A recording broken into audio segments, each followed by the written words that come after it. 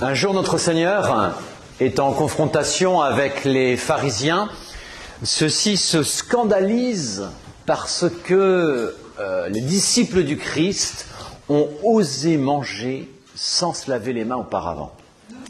Or, chez les Juifs, pharisiens, qui ont multiplié les ablutions rituelles, c'est une souillure absolument inacceptable. Vous voyez, des gens comme Véran, ça fait 2000 ans que ça existe.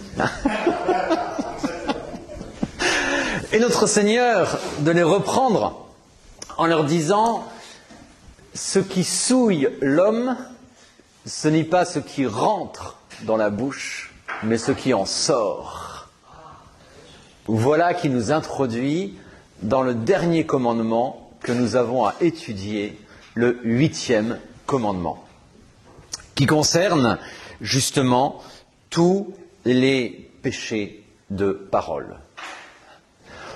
On avait vu dans le plan général de la deuxième table de la loi que ceci dénonçait les péchés en action. Tu ne tueras pas, tu ne feras pas d'impureté, tu ne voleras pas. 5e, 6e, 7e commandement. Les péchés en pensée, 9e et 10e commandement. Tu n'auras pas de désir impur volontaire, tu ne convoiteras pas injustement le bien d'autrui. Et les péchés par parole, le 8e commandement. Tu ne feras pas de faux témoignages. On peut encore dire dans cette distinction des différents commandements négatifs de la deuxième table que le 5e commandement a pour objet le bien de la vie elle-même, les 6e et 9e commandements les biens du corps, l'impureté, et les 7e et 10e les biens extérieurs. Restent les biens de l'âme, l'honneur, la vérité, la réputation. C'est l'objet de ce commandement-là.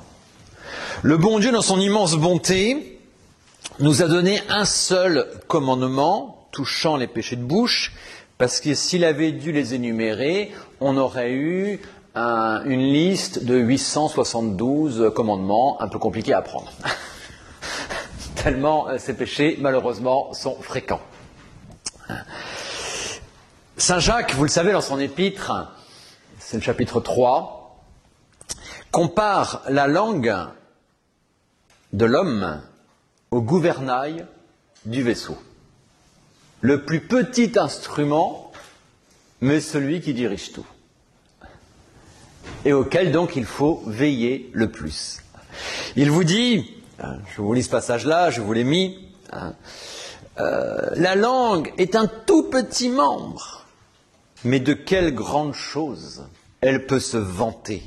Voyez, une étincelle peut embraser une forêt. Ainsi la langue enflamme le cours de notre vie, enflammée qu'elle est elle-même du feu de l'enfer.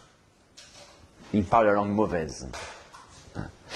Toutes les espèces de quadrupèdes peuvent se dompter. La langue, non. Terrible, hein ? C'est un fléau qu'on ne peut arrêter. Elle est remplie d'un venin mortel. Par elle, nous bénissons le Seigneur Dieu, et par elle, nous maudissons les hommes faits à l'image de Dieu. Mes frères, il ne faut pas qu'il en soit ainsi, conclut Saint Jacques. En fait, il s'agit ici du respect de 3 grandes choses. Le respect de la vérité, le respect de la réputation et le respect du secret. 3 biens de l'âme à respecter. La vérité, parce que l'âme, dans son intelligence, elle est faite pour le vrai. La réputation, parce que c'est un bien essentiel à l'homme. Le secret, parce qu'il y a, tout simplement, une intimité à respecter. Voyons donc successivement ces trois éléments et les différents péchés, malheureusement, qui peuvent correspondre. Donc tout d'abord, première partie, si vous voulez, le respect de la vérité. Tout ce cours-là, on pourrait le mettre encore sous une phrase du livre des Proverbes, nous en montrer l'importance de ce commandement. Par la bénédiction des hommes droits, une ville s'élève. Par la langue des méchants, elle est démolie. Tout est dit. La bénédiction, dire bien, parler bien. Quand on parle de la bénédiction divine, qu'est-ce que c'est? Quand Dieu bénit, c'est qu'il dit bien, mais quand il dit, il fait. Sa parole est productrice. Donc quand Dieu nous bénit, c'est qu'il fait le bien, parce qu'en lui, le dire et le faire sont identiques. Bon. Donc, par la bénédiction des hommes droits, ceux qui parlent bien, ont bâti une ville. Et à l'inverse, la bouche des méchants la démolit complètement. Tout le mal que peut faire la langue. Alors donc, première partie, commençons effectivement par le respect de la vérité. Notre intelligence est faite pour le vrai et le mensonge nous répugne. Nous détestons que l'on nous mente. Cela détruit directement la confiance que l'on doit avoir en autrui et par là même, cela abolit le lien social. Par la bouche des méchants, on vient de le dire, une ville est démolie. Ce respect de la vérité, on peut y manquer de deux manières. Par le faux témoignage ou bien par le mensonge. Le faux témoignage, c'est l'objet premier de ce commandement. Tu ne feras pas de faux témoignage. Qu'est-ce que c'est que le faux témoignage? C'est faire mentir devant un tribunal après un serment. Vous jurez de dire la vérité, rien que la vérité de la vérité. Oui, je le jure, et je dis quelque chose de faux. Il y a donc dans le faux témoignage, en fait, une triple malice. Il y a un parjure. J'ai juré et je fais l'inverse. Il y a un mensonge, parce que je dis quelque chose de faux. Et il y a une injustice, parce qu'on est dans le domaine de la justice. Bon. Donc, le faux témoignage est toujours une faute grave. Toujours, toujours, toujours. Un péché mortel. Heureusement, j'espère pour vous, on n'est pas tous les jours devant les tribunaux. Quoique certains, je pourrais en douter. Mais vous voyez, on peut l'être comme coupable, mais on peut l'être comme témoin, comme... voilà, dans une enquête, n'importe quoi. Donc, faux témoignage, évidemment, toujours faute grave. Ça arrive relativement rarement. Par contre, le mensonge, nous avons beaucoup plus d'occasions, malheureusement, d'en proférer. Le mensonge consiste en quoi? Il faut deux éléments. Pour que le mensonge, parler autrement qu'on ne pense et avec intention de tromper. Deux éléments. Parler autrement qu'on ne pense, d'une part, avec intention de tromper, d'autre part. Donc, premier élément, parler autrement qu'on ne pense, c'est-à-dire exprimer le contraire de la vérité ou de ce qu'on croit être la vérité. Ça, c'est le premier élément. Le deuxième élément, avoir l'intention de tromper. On exclut par là quelques formules de politesse qui, on va le voir dans un instant, reviennent à ce qu'on appelle la restriction mentale. La secrétaire qui décroche son téléphone, quelqu'un demande à parler au PDG Carlos Ghosn, il n'est pas là, quoi.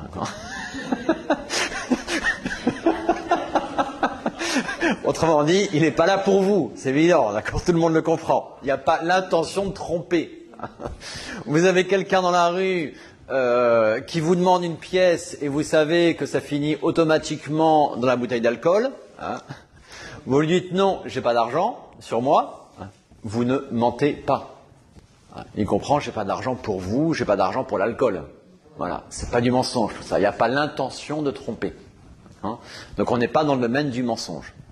Le mensonge, il faut vraiment ces deux éléments. D'accord ? Parler contrairement à ce qu'on pense, avec l'intention de tromper. Alors, le mensonge, il peut y en avoir de trois types des mensonges. Il y aura le mensonge qu'on appelle joyeux. C'est-à-dire le mensonge qui a pour but la plaisanterie, mais la plaisanterie malsaine. C'est-à-dire qui a pour but finalement un peu de se moquer de l'autre, de le laisser volontairement dans l'erreur. C'est pas la plaisanterie où immédiatement après on corrige le tir pour rire, quoi. Vous voyez, c'est pas ça. Si jamais je vous dis comme ça en riant, bah oui, c'est j'ai le Covid, hein, c'est pour vous faire peur, puis juste après, non, je vous rassure. Bon, il n'y a pas de mensonge là-dedans. Hein, bon. Par contre, autre exemple, je suis absent de quelque part. J'avais un rendez-vous. J'y vais pas, et je dis à la personne qui me connaît, bah oui, j'ai un problème de santé. Là, c'est plus embêtant. C'est plus de la plaisanterie. On arrive au deuxième type de mensonge, qui est le mensonge officieux, où je mens pour mon avantage. Là, c'est beaucoup plus embêtant, parce que la personne qui me connaît, bah, elle va s'inquiéter, évidemment. Donc, là, on est sur un deuxième type de mensonge. Le premier, le mensonge joyeux. Vous avez des films qui ont été faits là-dessus. Je cite, attention, le vocabulaire pas forcément le mieux choisi, un dîner de con. Un dîner de con, c'est un film. On est complètement dans ce qu'on appelle le mensonge joyeux. Et c'est un péché. C'est évident que c'est un péché. On se moque de l'autre. Ouais. Non. Non. Ça, c'est joyeux. Non. Le mensonge officieux, là, c'est pour m'excuser, pour me sortir d'une sale situation, eh bien, je mens. C'est plus embêtant. Troisième type de mensonge, encore plus grave, c'est le mensonge malicieux, qui a pour but de faire du mal. Si on vous demande la route de Dunkerque et que vous volontairement vous donnez la route de Nice,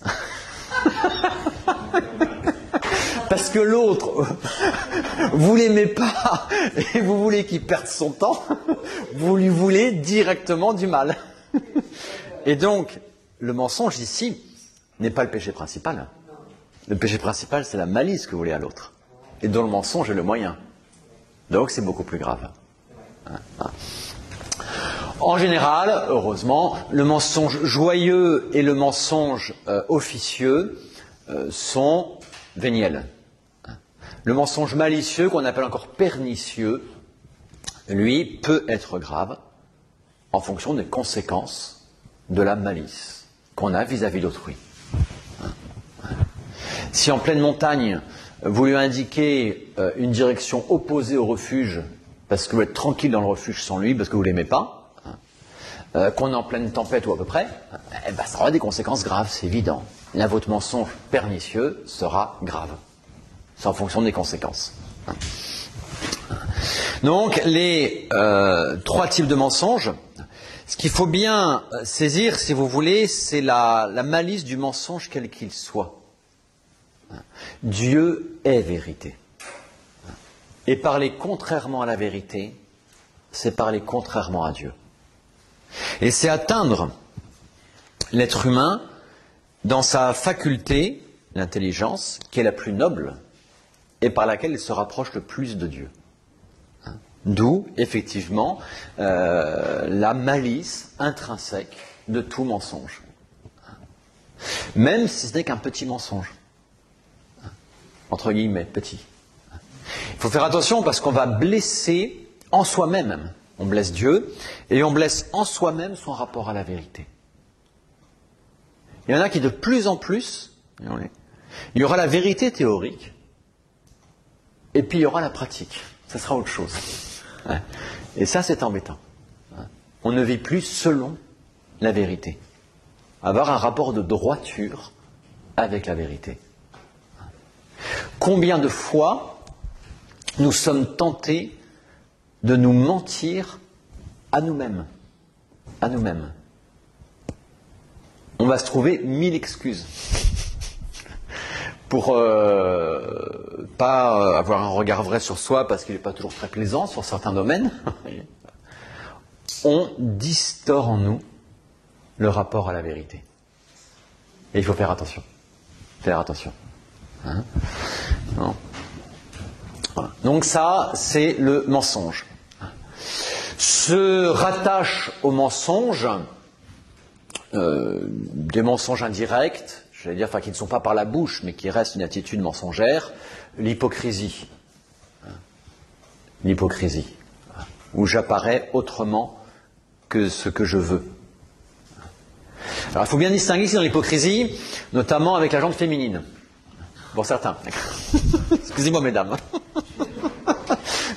Je vais vous expliquer ce que je veux dire par là. L'hypocrisie, c'est volontairement, je fais apparaître de moi autre chose que ce que j'aime, que ce que je veux, que ce que je suis. Je vais jouer au Sainte-Nitouche par devant, parce qu'on me regarde, et puis derrière, tout est permis. Habite Télème. C'est pas beau, c'est évident. Je crée en moi une double vie, je me divise complètement, c'est dramatique. Pour moi, je suis la première victime de ça. Ça, c'est l'hypocrisie. Quand je dis qu'il faut poser une nuance, notamment avec la jante féminine, pas seulement, j'entends quoi par là? Ça veut dire que, et ce n'est pas de l'hypocrisie, en nous-mêmes déjà de par le péché, et les blessures du péché, nous sommes divisés. Il y a quelqu'un à qui j'en veux, qui m'a fait un tort.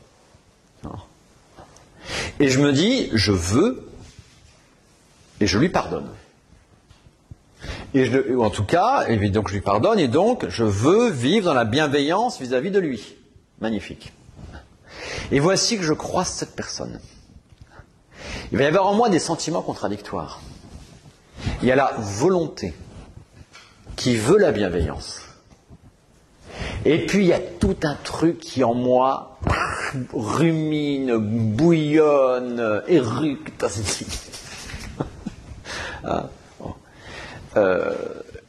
Certains nous disent, je ne veux pas être hypocrite, donc je lui dis tout ce que je pense de lui, mais sauf que là, il ne dit pas ce qu'il pense, il dit ce qu'il ressent. Il laisse part à son bouillonnement. Il dit, je ne veux pas être hypocrite. Attention, l'hypocrisie, c'est faire paraître de soi quelque chose d'opposé, de contraire à ce que je veux être. Si vous manifestez par vos paroles de la bienveillance vis-à-vis de cette personne, alors qu'intérieurement, tout bout en vous, vous agissez de manière magnifique. Vous agissez dans le combat contre vos passions déréglées. J'aime à dire dans ces cas-là, il faut distinguer dans l'âme 3 étages. Le fond de l'âme, l'intelligence à volonté, la partie corticale, les passions, et puis la partie extérieure, la bouche qui parle. Ce qu'il faut, c'est que la bouche, elle soit en correspondance avec le fond de l'âme. Si entre les deux, ça remue de tous les côtés, c'est pas grave. C'est malheureusement un triste héritage du péché originel. Ce n'est pas de l'hypocrisie. Ce n'est pas ça l'hypocrisie. D'accord ? Vous voyez la nuance ? C'est important parce que des fois, dans les confessions, il y a des gens qui ne sont pas très clairs vis-à-vis d'eux-mêmes sur ce point-là. C'est pour ça que je tiens à bien l'expliciter. Parce que si vous voulez, l'esprit féminin est beaucoup plus entier que l'esprit masculin, en général. Enfin, l'âme féminine est beaucoup plus entière que l'âme masculine. Tout d'un bloc. L'homme, plus facilement, il sait distinguer les choses. Et l'esprit féminin est beaucoup plus intuitif et donc beaucoup plus entier. Quand il se donne totalement. Ouais. Et donc si jamais c'est pas total, il a l'impression d'être hypocrite. Non, ça reste total. Au niveau de la volonté, au niveau du bien. Même s'il y a une partie de soi qui réagit dans l'autre sens. Ça, c'est l'héritage du péché originel. D'accord? Et à force de le combattre, petit à petit, on le domine. Avec la grâce du bon Dieu. Donc, l'hypocrisie se rattache au mensonge. La flatterie peut aussi se rattacher au mensonge. La flatterie, c'est opposé à la fois au 4e commandement, le respect dû aux parents, et de là à autrui, au sens large, et à ce commandement-ci. C'est-à-dire louer excessivement l'autre. Je le flatte, en gros, pour être bien vu de lui, et donc pour en tirer un avantage. Je manipule la vérité pour gagner des bons points. Ce que je crois être des bons points d'ailleurs. Ouais. D'accord. La flatterie. Vis-à-vis d'un supérieur, on l'appelle l'obséquiosité. Mais c'est la même chose. Être obséquieux vis-à-vis d'un supérieur, c'est le flatter excessivement pour être bien vu de lui. À l'inverse, un supérieur ou un égal pourra flatter autrui pour, par exemple, mieux le manipuler. C'est un manque de vérité, c'est excessif. C'est comme une sorte de mensonge. Ça se rattache au mensonge. Flatterie, obséquiosité. Et puis également, peut se rattacher au mensonge le manque d'une vérité due. La dissimulation. Exemple du vécu, pas par moi, mais dont j'étais témoin en tant que prêtre. Ouais. C'est pas moi qui ai fait ça. J'aurais du mal de comprendre pourquoi. L'épouse qui fait un emprunt sans prévenir son mari. Donc il y a une faute d'imprudence, et puis ensuite elle le cache à son mari parce qu'elle a peur de sa réaction. Ouais. Il y a une faute de dissimulation. C'est une vérité due à son mari. Il y a des vérités qui sont dues. Toute vérité n'est pas bonne à dire, mais il y a des vérités qui sont dues. Et cacher une vérité due, eh bien, c'est de la dissimulation.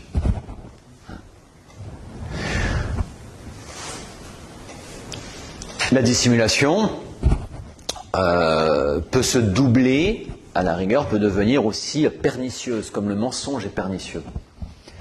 Quelqu'un que vous ne portez pas dans votre cœur vient vous demander conseil sur telle entreprise. Vous savez parfaitement que cette entreprise travaille mal, c'est les escrocs et tout. Et vous vous dites, ah ben non, voilà quoi. Vous ne lui dites pas ce que vous savez. Et ça va lui causer du tort. C'est la dissimulation d'une vérité due à ce moment-là, parce qu'il vous demande un conseil, pour le bien. La dissimulation peut être pécamineuse. Tout ça, donc, c'est les fautes qui vont directement contre la vérité. Il faut les distinguer de ce qu'on appelle la restriction mentale ou bien l'équivoque, qui ne sont pas, dans certains cas, il faut une cause proportionnée, qui ne seront pas péchés. La restriction mentale consiste, restriction le mot le dit, à dissimuler une partie de vérité, mais qui n'est pas due. Je cache une partie de la vérité, parce qu'elle n'est pas due. Ou bien, la restriction mentale, ça va être aussi toutes ces formules de politesse qu'on mentionnait tout à l'heure. La secrétaire qui dit « mon patron n'est pas là » ou « il y a un rendez-vous ». Ce qu'on appellera une restriction mentale.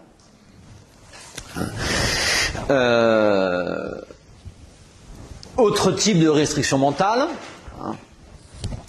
voilà, confinement absolu, généralisé, machin truc, mirador partout, caméra qui parle, on est à Nice, d'accord. Et on est dimanche, vous allez à la messe.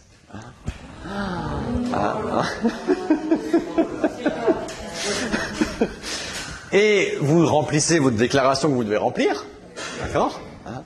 Et vous mettez dessus, je vais voir une personne âgée, vulnérable. Vous avez tout à fait le droit. C'est une restriction mentale. Vous allez voir l'église, qui est une vieille dame, et qui se porte pas très bien pour l'instant, il faut prier pour elle. Voilà, d'accord. Ce qu'on appelle la restriction mentale. Ouais. Vous avez le droit, d'accord. C'est pas un mensonge. C'est pas un mensonge. Hein.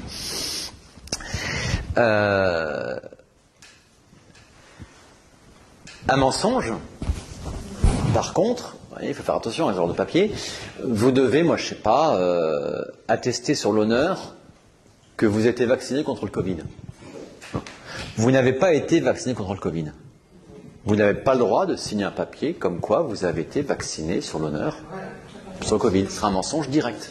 Ce sera un mensonge direct. Vous voyez la nuance. Hein, là, il n'y a pas de restriction mentale, c'est oui ou c'est non. Hein, voilà.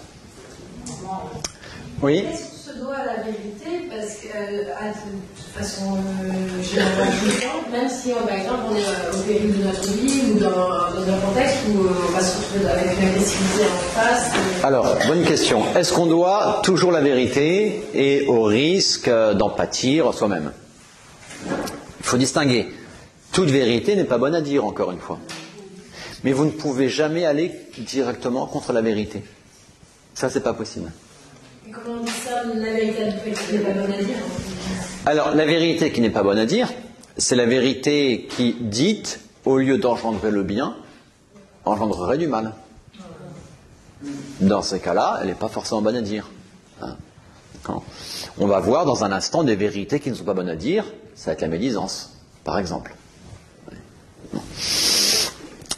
Mais je ne peux jamais mentir, au sens strict du terme, pour m'attirer un avantage, ou pour m'éviter un désavantage.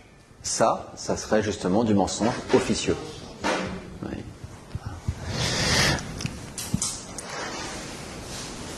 Donc, restriction mentale, qui, bien affinée, devient de l'équivoque.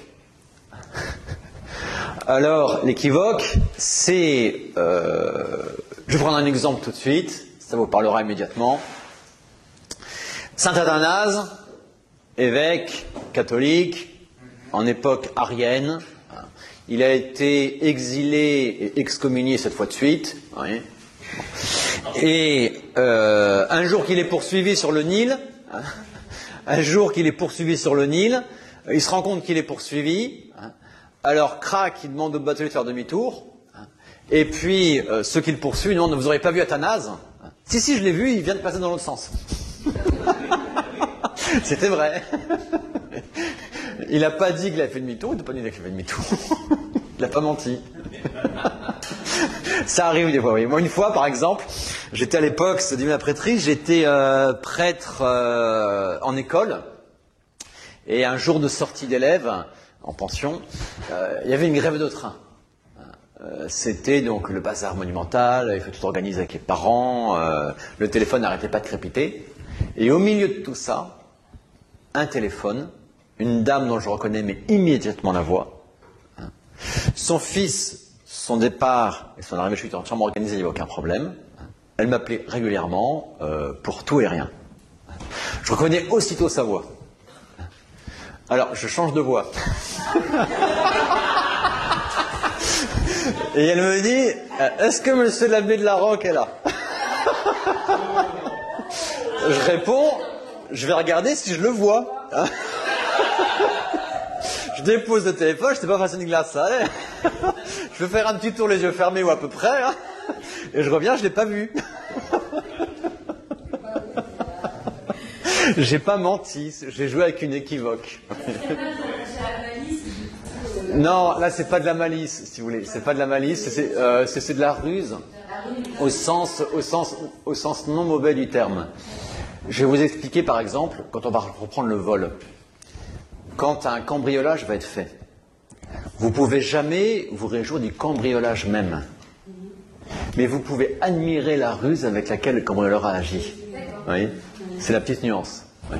Donc, la ruse, quand elle n'est pas méchante, attention, hein, voilà, on peut en rire, on peut l'admirer, il n'y a pas de problème, d'accord ? On peut en utiliser, heureusement. Hein.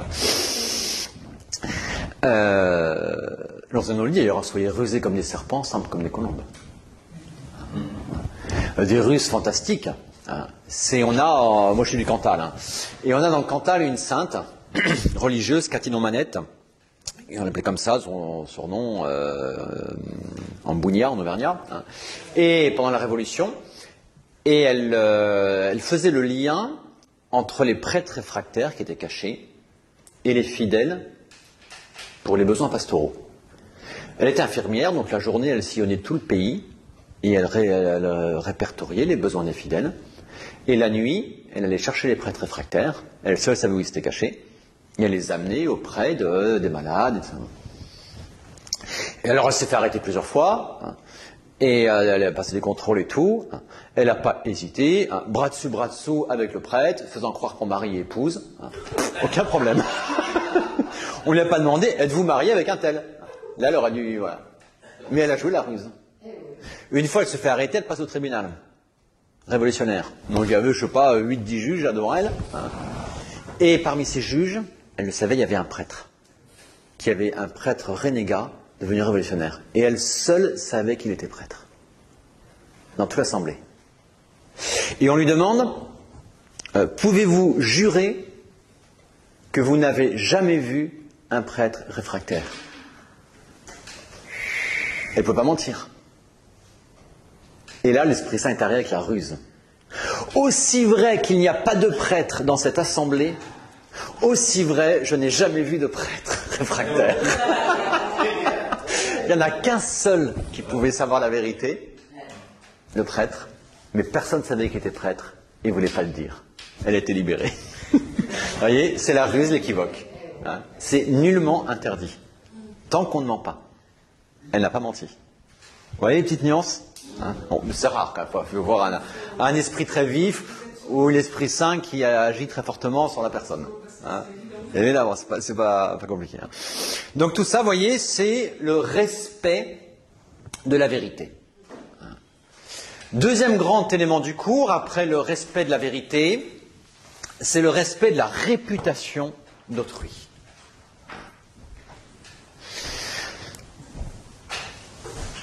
Domaine important, domaine là aussi très souvent bafoué.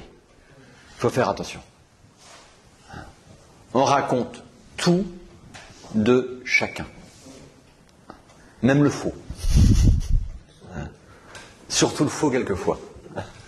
Donc là, on doit être assez attentif. Chaque homme a droit à sa réputation.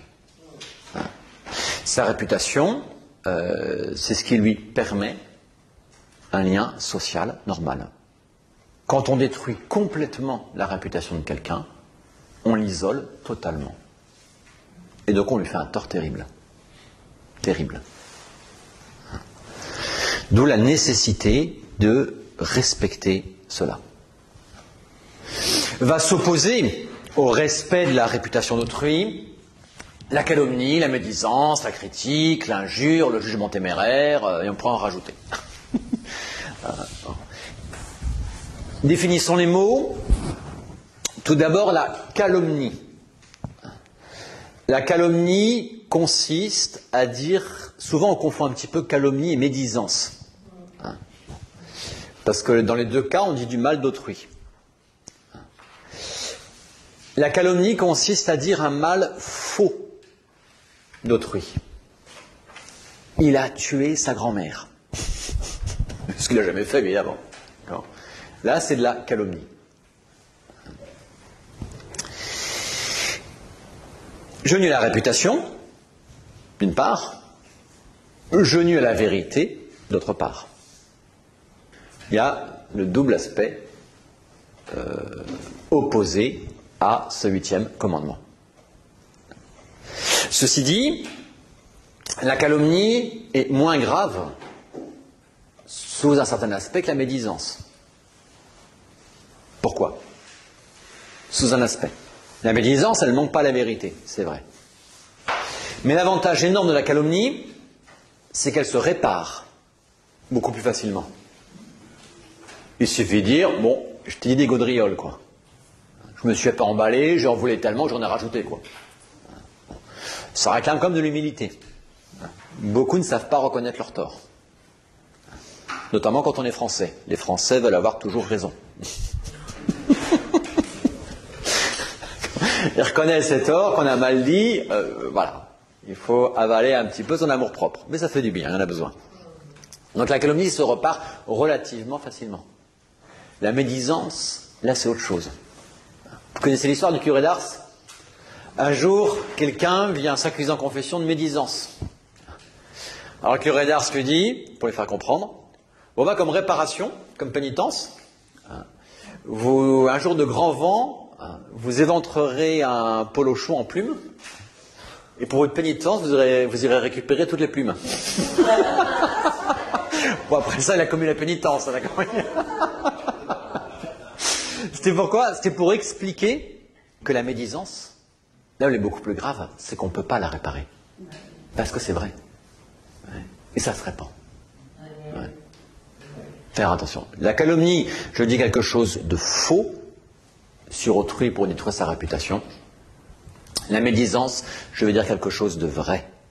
Un mal vrai que l'autre a posé. Toute vérité n'est pas bonne à dire. Et,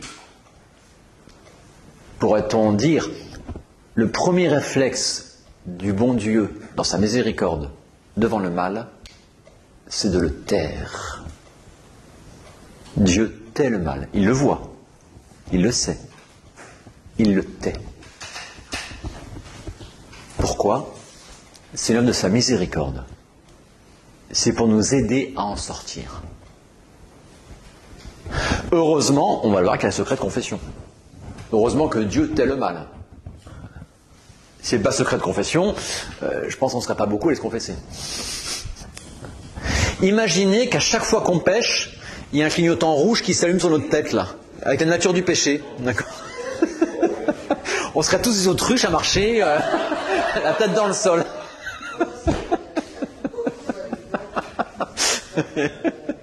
Dieu tait le mal. C'est sa miséricorde. Quelqu'un, vous surprenez quelqu'un en faute. Je sais pas, le mensonge par exemple. Vous commencez à clamer partout que c'est un menteur. Déjà, vous trichez. Il a péché une fois, et vous universalisez. Il est toujours menteur. C'est ça que ça veut dire, il est menteur, de manière habituelle. Qu'est-ce que vous faites?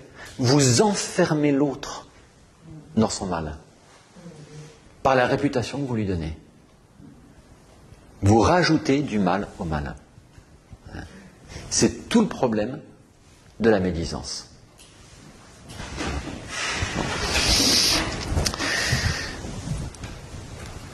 Donc, elle consiste, vous voyez, à dévoiler, précisons bien les termes, elle consiste à dévoiler sans raison suffisante le mal caché d'autrui. La médisance, c'est ça. Elle va s'opposer à la critique, en ce sens que la médisance, c'est le mal caché, la critique, c'est le mal connu. C'est la petite différence, mais qui a son importance. Donc la médisance, c'est dévoiler un mal caché, que l'autre ne sait pas. Eh, t'as vu, une telle, elle a fait ça. Ça, c'est la médisance. Parce que l'autre ne le savait pas. Un mal caché. Dévoilé sans raison suffisante. Pourquoi? Parce que des fois, il y a des motifs qui vont réclamer de dire le mal d'autrui. Par exemple, le motif fondamental, c'est toujours le même. On va devoir dire le mal d'autrui pour pouvoir faire le bien, pour que le bien règne. Quelqu'un est en train, insidieusement, sournoisement, par en dessous, de programmer le mal. Moi, je ne sais pas, ce que vous voulez, un attentat, un vol, que ce soit par rapport à la société, par rapport à une famille, par rapport à autrui. Et il est en train de manigancer le mal. Vous le découvrez. Heureusement que vous le dites. Vous allez éviter que l'autre pâtisse de ce mal, qu'on passe à l'acte. Vous allez le dire. À qui de droit, pour éviter la réalisation de ce mal. Heureusement. Heureusement. Il y a un devoir, autrement dit, dans ces cas-là, de dénonciation. On a la dénonciation parce que c'est en vue du bien. Bon. Après ça, il faut que la dénonciation, vous voyez, elle soit motivée par un bien important. On dira aux enfants, non, mon petit frère, il m'a fait ça. Heureusement qu'on lui dit, on ne rapporte pas. Heureusement qu'on lui dit ça, parce qu'il n'y a pas de proportion. Il se plaint, c'est pas en vue d'un bien ou pour éviter un mal. C'est pour ça qu'on fait la différence entre la dénonciation pour le bien et la dénonciation calomnieuse. Qu'elle soit calomnieuse. Ah bien sûr, il faut qu'elle soit vraie, bien sûr. Il faut qu'elle soit vraie, tout à fait. Voilà. Et vraie et proportionnée, en vue d'un bien. En vue d'un bien. Donc le bien de la société peut le réclamer. Cela aussi peut être nécessaire quelquefois auprès d'un tiers, justement pour lui éviter un tort. Je vous prenais l'exemple de cette personne qui vous demande un conseil sur telle entreprise. Si l'entreprise s'avère crapuleuse, heureusement que vous le prévenez. Oui, attention, moi j'ai eu à pâtir de cette entreprise-là. Voilà ce qui s'est passé. Vous clamez pas partout le mal de cette entreprise pour vous venger, mais à tous ceux qui vous demandent, eh bien, vous le dites. D'autres fois, dénoncer le mal est nécessaire pour que règne la justice. Vous avez été lésé gravement par autrui, eh bien, vous allez en justice le porter plainte, heureusement. C'est en vue du bien. C'est en vue du bien. Est-ce que le fait de, par exemple, pâtir comme ça de ce que vous venez de dire, mais ne pas pouvoir l'exprimer auprès de la justice, fait de nous qu'en fait on est dans une sorte de complaisance, de l'attitude mauvaise qui a été faite envers nous.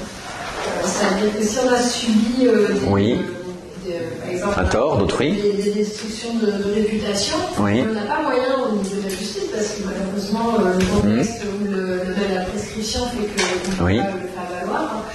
Est-ce que le fait de ne rien dire nous met en porte-à-faux par rapport justement à la vérité? Alors, si jamais je subis un tort et que je ne le fais pas réparer en justice, autrement dit, je ne saisis pas la justice, non, je ne suis jamais en tort là-dessus. Je ne manque pas à la vérité là-dessus, parce que je peux très bien pardonner et donc ne pas entraîner l'autre en justice. Heureusement. D'accord ? Donc là-dessus, il n'y a pas de problème. Il n'y a aucun problème. Et puis ensuite, comme vous le dites très bien, il y a des torts subis qui ne sont pas réparables en justice. Et on voit toute la limite de la justice humaine par rapport à la justice divine, c'est clair. Très clair. Donc on n'est jamais tenu d'exiger justice pour soi. Non, on n'est jamais tenu à ça. Sinon, non. Voilà. Dieu jugera. Dieu jugera. Tout à fait. Pas forcément du préjudice qu'on a subi. Exactement. Des fois, le jugement, si vous voulez, peut être très décevant, voire destructeur pour la victime. Ça peut arriver. Parce qu'il n'est pas à la hauteur, parce qu'il y a prescription, parce qu'il n'y a pas les preuves suffisantes, et donc il ne va pas être reconnu en tant que victime d'une agression, d'un vol, ce que vous voulez. Il y aura une drôle de rancune. Donc on n'est jamais tenu de porter plainte par rapport à soi, jamais, c'est clair. C'est clair. Et c'est pas manquer à la vérité du tout. C'est remettre ça à la justice de Dieu et à sa miséricorde. Il ne faut pas oublier ça aussi. Et à sa miséricorde, aux deux. Aux deux.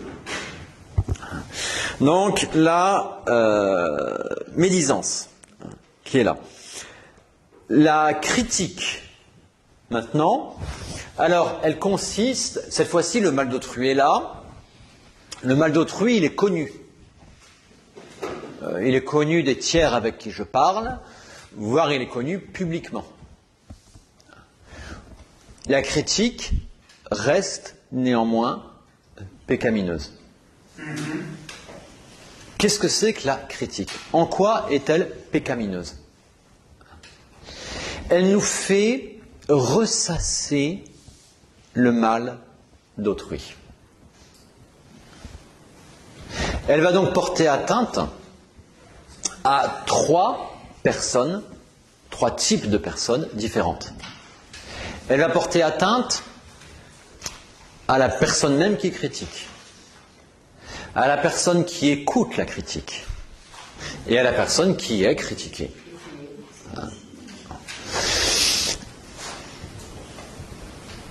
Nous ne sommes pas faits pour le mal. Nous ne sommes pas faits pour le faux. On est fait pour le bien, on est fait pour le vrai. On ne se nourrit pas du mal d'autrui. Pitié. Pitié. Derrière, implicitement, inconsciemment, plus ou moins inconsciemment, il y a une réaction d'orgueil. J'enfonce davantage les autres pour me dire moi je suis pas comme eux. Allez, c'est de l'orgueil.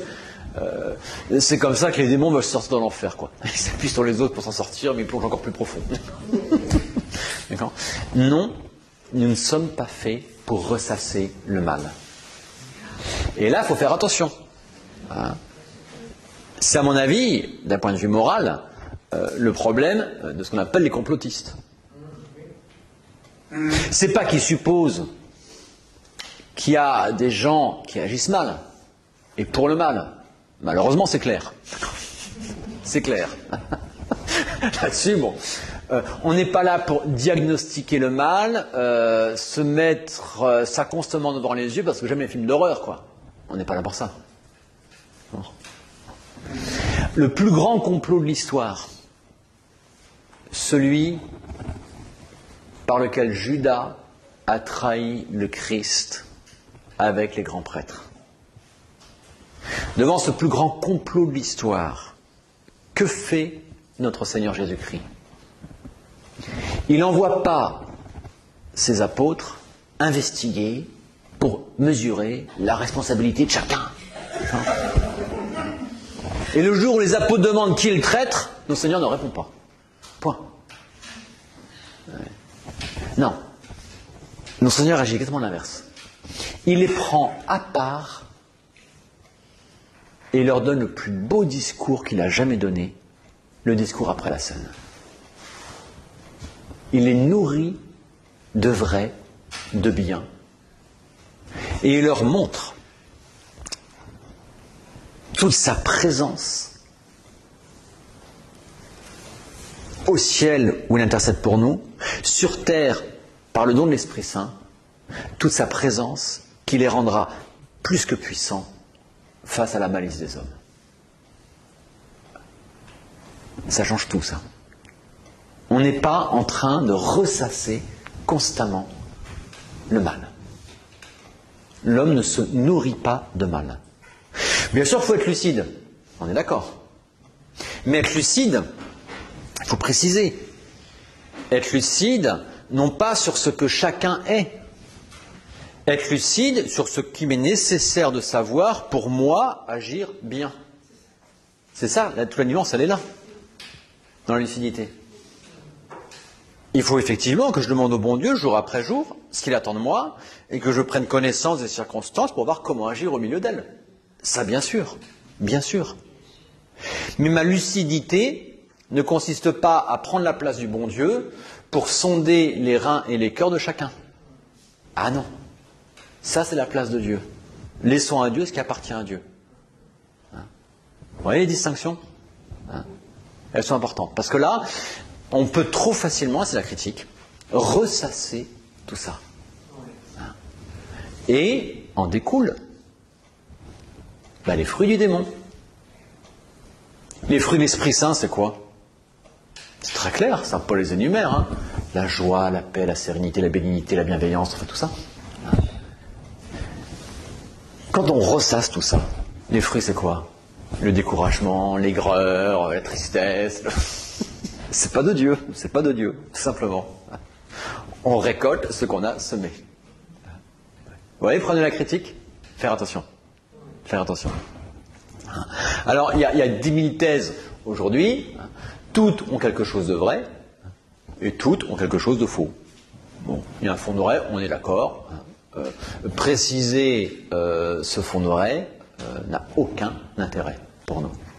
Aucun intérêt pour nous. Ce sera le jugement de Dieu. Nous continuons à avancer. Oui, les temps sont mauvais. Saint Paul disait il y a déjà 2000 ans, hein, donc pas grand-chose de nouveau sous le soleil. Oui, les temps sont mauvais. Saint Paul continue, profitez-en pour faire le bien autant qu'il est en vous. Ben voilà. Il faut se renforcer soi-même dans le bien, vis-à-vis de Dieu, vis-à-vis des autres, et tout va bien, quoi. On continue à avancer. Hein. Et comme le dit le bon proverbe populaire, à chaque jour suffit sa peine. Voilà. Donc, tout ce qui est la critique, voyez, qui nuit à celui qui la profère et à celui qui l'écoute, aux deux. Elle nuit, éventuellement dans certains cas, à la personne qui est l'objet de la critique. Parce que j'entretiens en moi-même et dans celui qui m'écoute un regard négatif sur autrui, alors que cet autrui ne le mérite pas forcément. Il y en a certains qu'on va enraciner dans le mal. C'est comme ça. Alors, voilà. D'autres ne sont pas forcément, c'est public, c'est public qui sont enracinés dans le mal. Donc je ne lui nuis pas en parlant de ça. Je nuis à moi, je nuis à celui qui m'écoute, mais je ne nuis pas à cette tierce personne. Il y a des fois où je peux nuire à cette tierce personne. Parce que j'entretiens l'autre dans un regard négatif, parce qu'autrui, autrefois, a fait ça. Au lieu de développer le sens du pardon, et on passe par-dessus, je développe dans celui qui m'écoute le sens de la rancune, et j'enferme l'autre, toujours pareil, dans son mal passé. Je fais du mal à cette personne critiquée. Donc, critique, attention. Voyez le mot critique ici, c'est dans deux sens différents. Hein. Là, c'est la critique au sens moral du terme. Il y a la critique au sens intellectuel du terme. Ça, c'est complètement autre chose, elle est nécessaire. Avoir un regard critique, heureusement que quand vous regardez la télévision, les informations, ce qui vous arrive jamais, la télévision, heureusement que vous avez un regard critique. Vous ne prenez pas au pied de la lettre, comme vérité d'évangile, tout ce que vous disent les grands médias. Heureusement. Ça, c'est intellectuel, c'est la critique intellectuelle, où je compare, c'est ça la critique, je compare ce qu'il me dit avec le vrai. Ça, c'est le sens critique intellectuel, heureusement. C'est pas la critique morale, celle qu'on dénonce ici. Donc, ça va, j'en parle de mieux, oui, je suis peur, oui.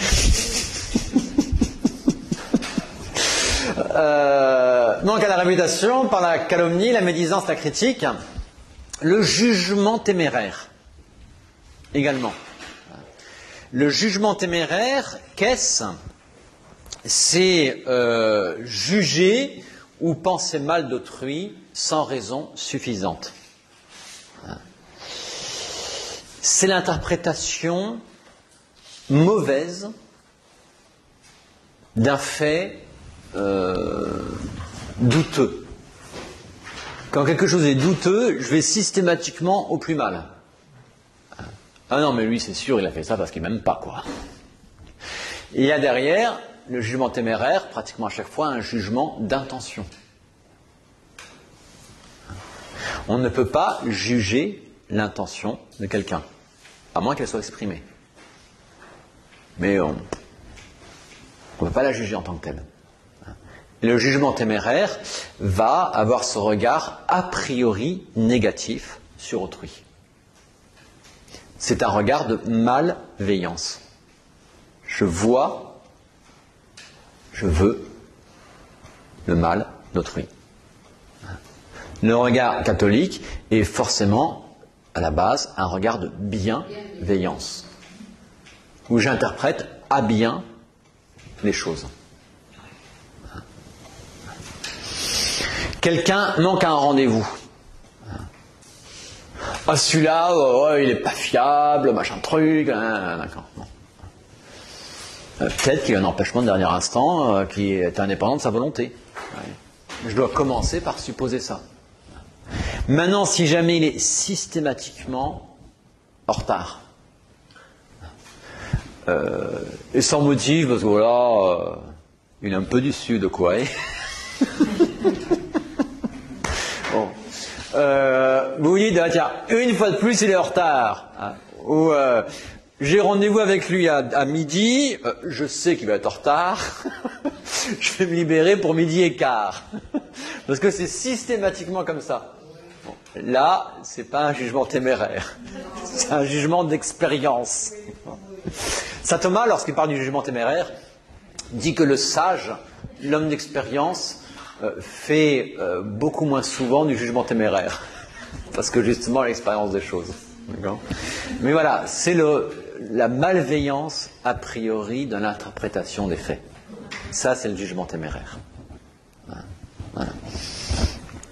Toujours développer cette bienveillance à la base. Maintenant, quand quelqu'un de manière habituelle est source de ce mal-là, ce n'est pas un jugement téméraire que de se prémunir a priori de ce mal qui vient de cette personne. Bien sûr que non. Il y en a là-dessus qui vont exagérer la bienveillance, la vertu dans le juste milieu. Et quelqu'un qui fait de manière habituellement le mal, ils vont systématiquement, ou qui dit habituellement le faux, ils vont tout tordre pour essayer d'interpréter à bien. C'est absurde. C'est un manque de jugement. C'est un manque de jugement. On voit très bien que c'est une source de mal habituel, une source d'erreur habituelle. Je n'ai pas tout réinterprété pour dire il fait bien. Non. Le mal, c'est le mal, le bien, c'est le bien. C'est comme ça. Et quand il est habituel, je dois m'en protéger. Mais en protéger les autres, quand j'en suis responsable des autres. Non, ce que c'est que le jugement téméraire. Quelquefois, ces manques, c'est à la réputation d'autrui, cette atteinte à la réputation d'autrui, quelquefois réclame réparation quand elle est possible. Une calomnie doit être réparée. Une médisance, c'est beaucoup plus compliqué à réparer, on le disait, c'est le polochon. Ça ne m'empêche pas, à côté de ça, pour réparer, de dire du bien de cette personne. La médisance, elle nous est malheureusement assez habituelle, surtout chez les Français. Les Français, si tout n'est pas parfait, ils vont pointer sur le 0,5% d'imparfait. Et on est fait juste comme ça. Alors, si vous avez pointé sur le 0,5% d'imparfait par réflexe, dans la discussion, vous vous en rendez compte, cherchez dans la foulée à dire du bien de cette personne. Enfin, n'exagérons pas, parce que voilà, elle a fait ça, vous voyez. Vous rattrapez, quoi. Vous rattrapez. Cherchez à réparer comme ça quand c'est possible.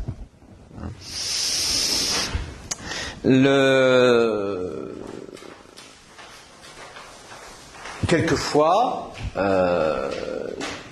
cette réparation, elle peut être aussi liée à la vertu de justice. C'est-à-dire, vous avez calomnié quelqu'un, ça va lui causer un tort grave, quantifiable. Vous avez, par exemple, on l'avait vu en justice, la concurrence injuste, vous avez détruit la réputation de votre concurrent de manière totalement injuste.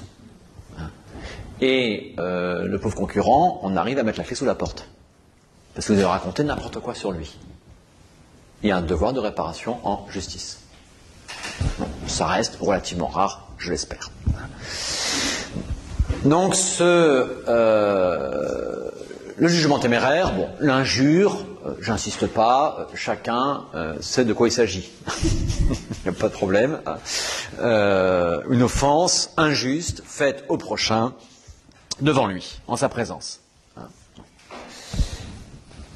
Après le respect de la vérité, première partie du cours, le respect de la réputation, deuxième partie que nous venons de voir, reste la question du secret. Le respect du secret. Tout n'est pas à dire sur les réseaux sociaux. Et moins vous en dites, moins vous en avez, mieux c'est. C'est terrible parce qu'aujourd'hui, la pudeur n'existe plus. La discrétion même n'existe plus. On estime que tout le monde doit tout savoir sur tout. Exactement comme Dieu sait tout sur chacun. C'est totalement faux. Encore une fois, je ne dois savoir que ce qui m'est nécessaire pour moi avancer vers le bien, moi ou ceux qui me sont confiés. Et donc me prémunir du mal dans la mesure où moi il me menace. Je ne suis pas là pour tout savoir sur tout le monde. Donc le respect du secret, c'est le respect de cette discrétion nécessaire. Dans le mot discrétion, c'est intéressant, il y a le double aspect. Il y a l'aspect de savoir taire ce qui doit être tu, et l'aspect aussi de jugement, de discrétion, c'est-à-dire ce qui m'intéresse et ce qui ne m'intéresse pas en soi. Savoir avoir une discrétion dans le jugement, c'est ça que ça veut dire. Savoir discerner ce qui est nécessaire et ce qui n'est pas nécessaire. Ouais. Donc, tout d'abord, qu'est-ce que c'est que le secret ? Il y a différents types de secrets. Le plus grand, le plus important, le plus absolu des secrets, c'est le secret de confession. Heureusement, il est absolu, total, radical, sans aucune exception possible. Et le prêtre doit, c'est un devoir, préférer mourir que trahir un secret de confession. Il est absolu. Et il y a des martyrs du secret de confession.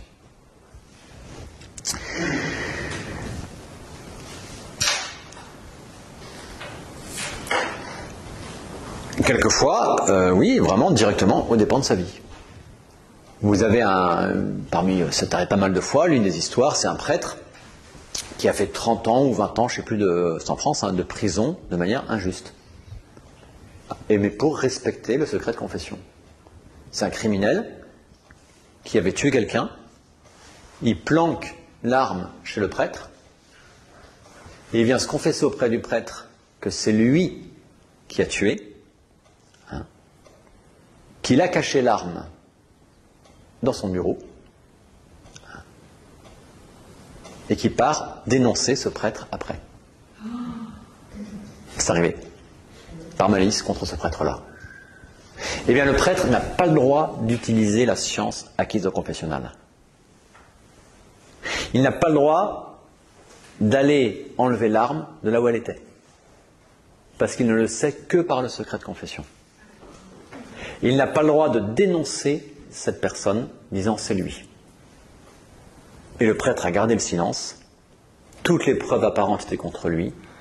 Il a été condamné, je ne sais plus, à 20 ans ou 30 ans de prison qu'il a accompli.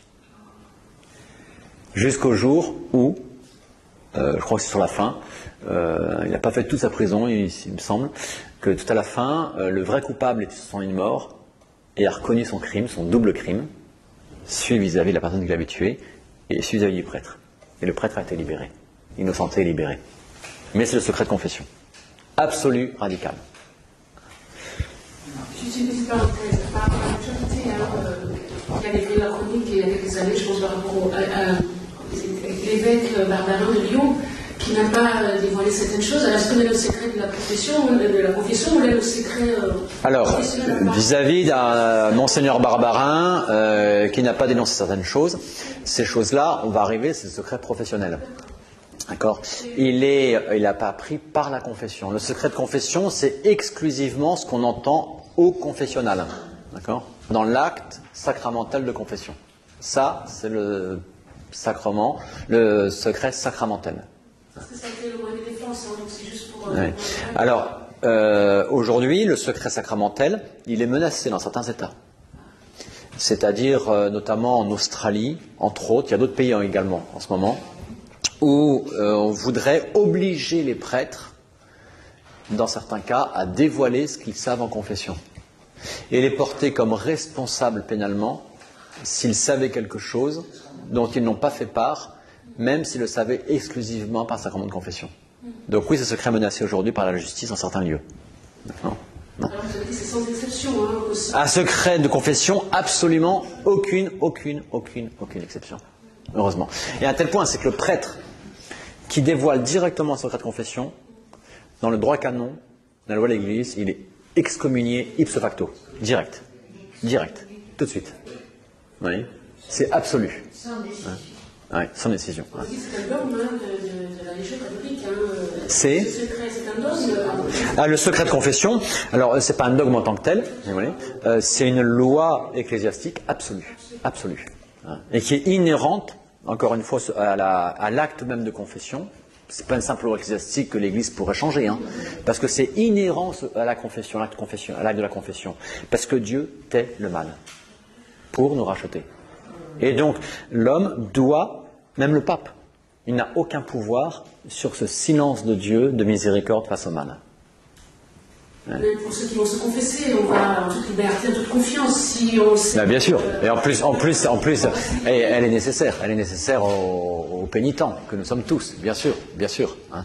Bon, puis aussi, je vous rassure, les prêtres, c'est pour ça aussi que Dieu a pris les hommes pour être prêtres, pas seulement, mais nous on fonctionne par dossier, si vous voulez, hein. Et sorti du confessionnal, on a tout oublié, je vous rassure. Des fois, ça nous arrive, moi ça m'arrive des fois, où j'oublie absolument tout.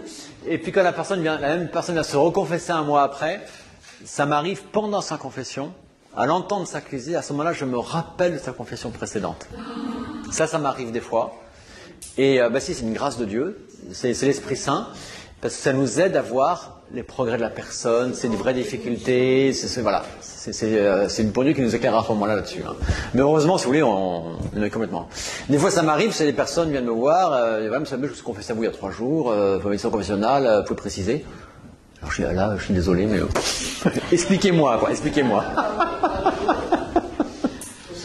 Ça arrive. Hein. Bon, des fois, ça m'arrive. Vous voyez, au confessionnal, quelqu'un me soumet un cas, par exemple, n'importe quoi. Et j'ai écouté ça, c'est un peu compliqué, c'est un peu long, hein. Il y a des demandes qu'attend. Si vous voulez, on en parlera après confessionnal, je vous donnerai toutes les nuances. Ouais. Donc là, on sort du secret du confessionnal parce que la personne acquiesce, le pénitent acquiesce. Le pénitent pourrait me dire, non, moi je préfère que ce soit qu'en confessionnal. Il a tout à fait le droit.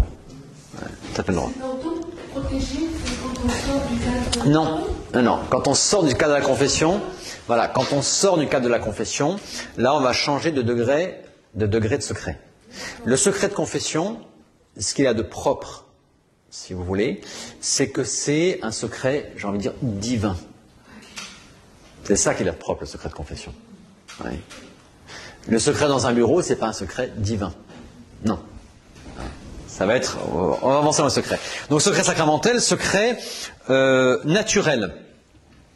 C'est-à-dire naturel, par nature, cette chose est secrète, n'est pas à dire, par nature. Par exemple, j'apprends par hasard une faute totalement cachée et passée d'autrui. Moi, je sais pas, j'apprends que, en fait, tel couple qui a eu des enfants, en fait, n'était pas marié. Ouais. Personne ne le sait. Par nature, c'est secret, j'ai pas à le dire. C'est un secret naturel. Il y a quelquefois aussi, autre type de secret, le secret promis. Le secret promis. C'est-à-dire, bon, je te dis ça, mais tu ne le dis à personne. Promis, j'aurais craché. D'accord. C'est une question du type de secret, non? Parce que si on vous dit un secret qui craint, comment vous faites? Est-ce que vous... Un secret qui craint. C'est-à-dire quelqu'un qui vient vous dire, par exemple, voilà, j'ai alors, de chez moi. Voilà, donc on va voir effectivement, la question que vous me posez, c'est est-ce qu'il y a des cas où des secrets naturels, promis, commis, peuvent être, ne pas être respectés. On va le voir.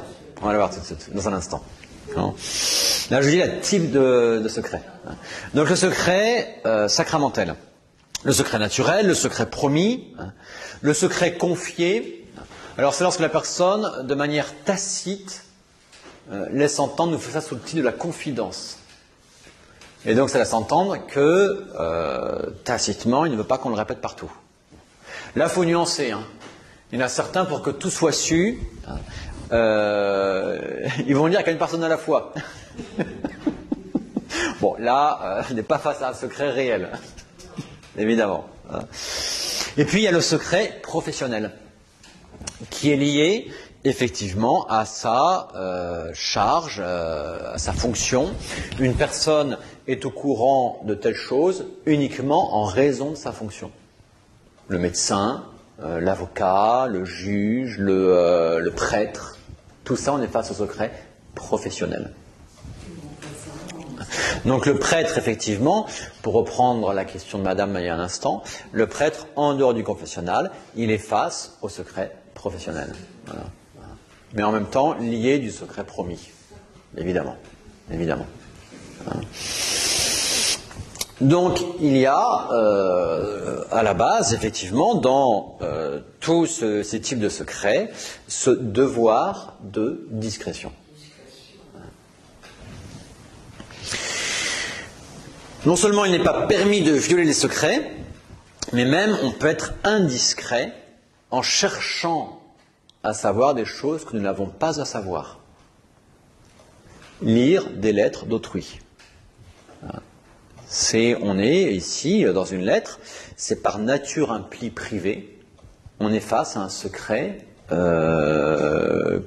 commis, si vous voulez, implicite, inhérent à la chose même.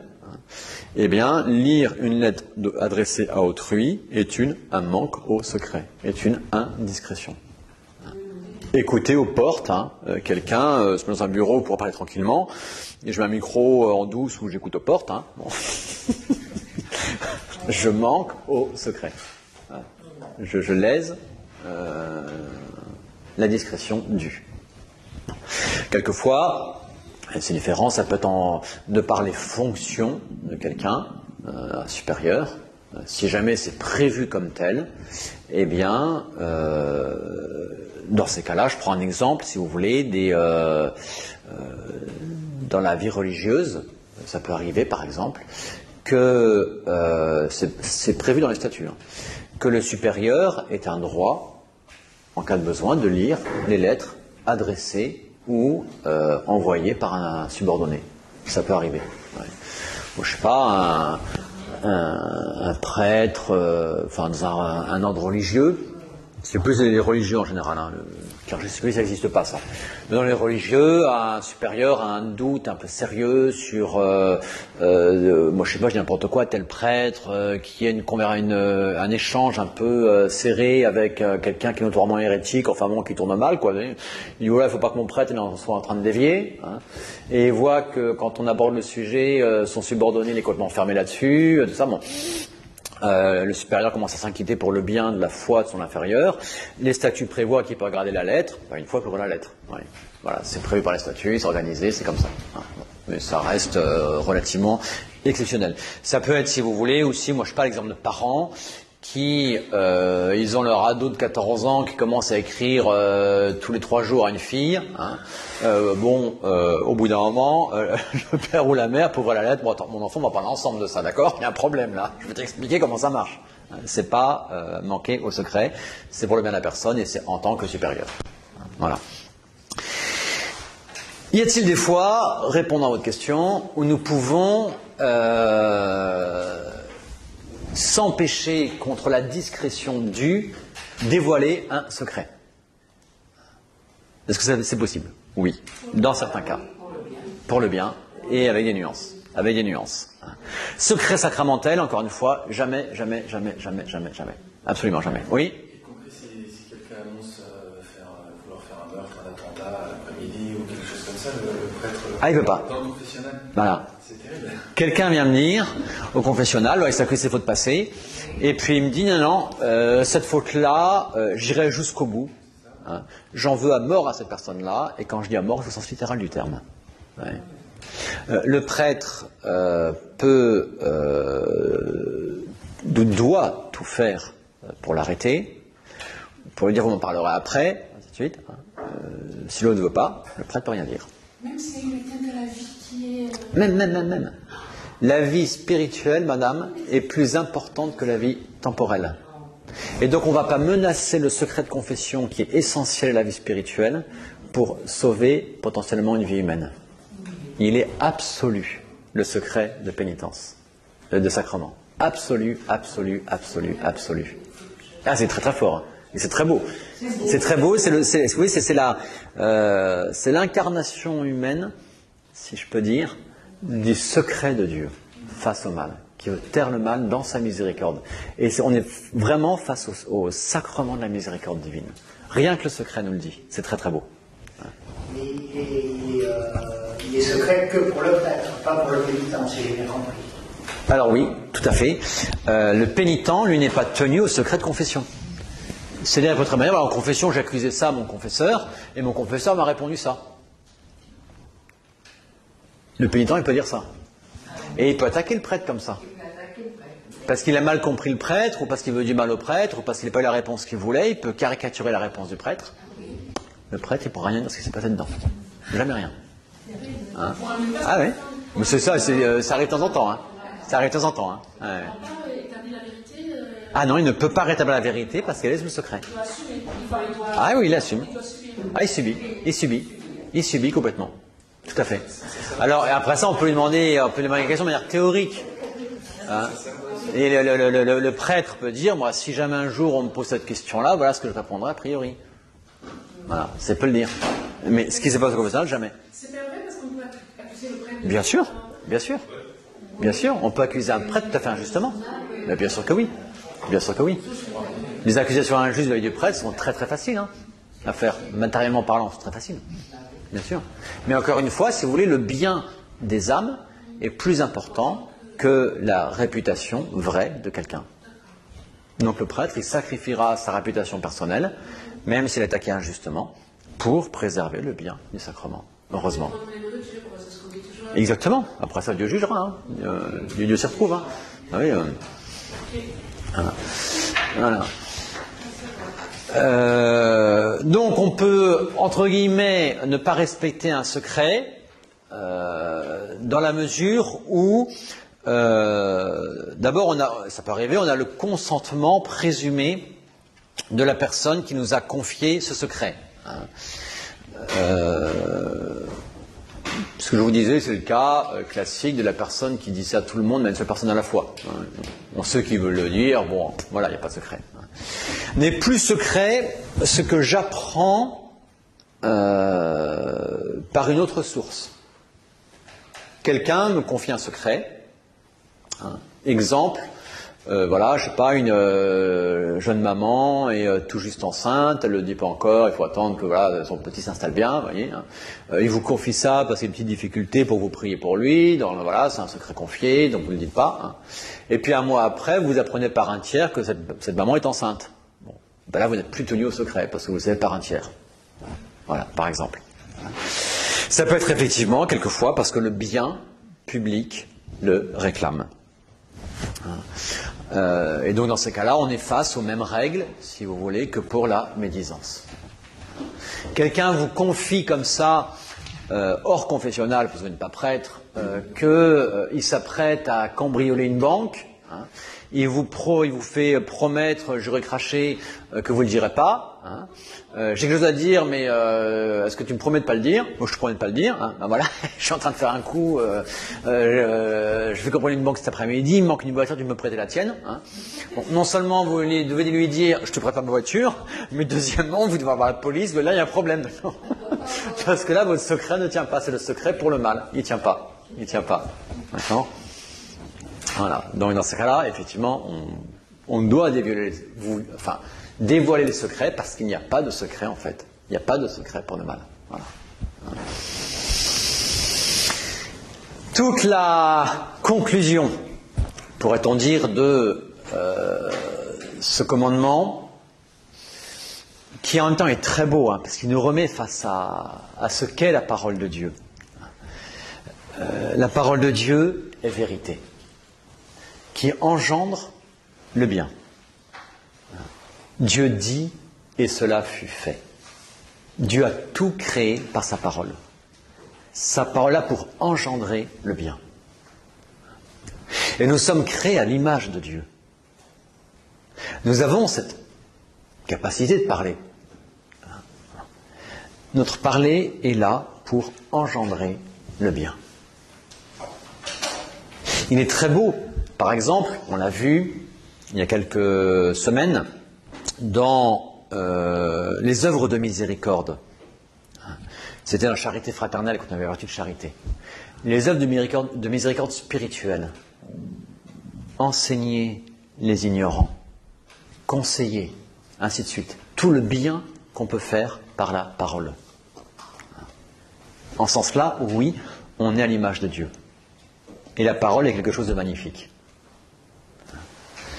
Par la bénédiction des hommes droits s'élève une ville. Disait tout à l'heure le livre des Proverbes. On est à l'image de Dieu. La parole peut être aussi, malheureusement, pour le pire.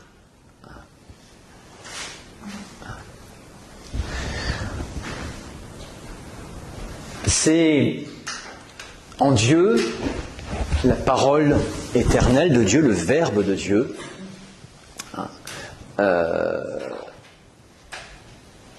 il est divin. Si nous devons ressembler à Dieu, c'est essentiel, c'est d'abord, si je peux dire, sans tout notre être, mais d'abord parce qu'elle est supérieure dans notre être.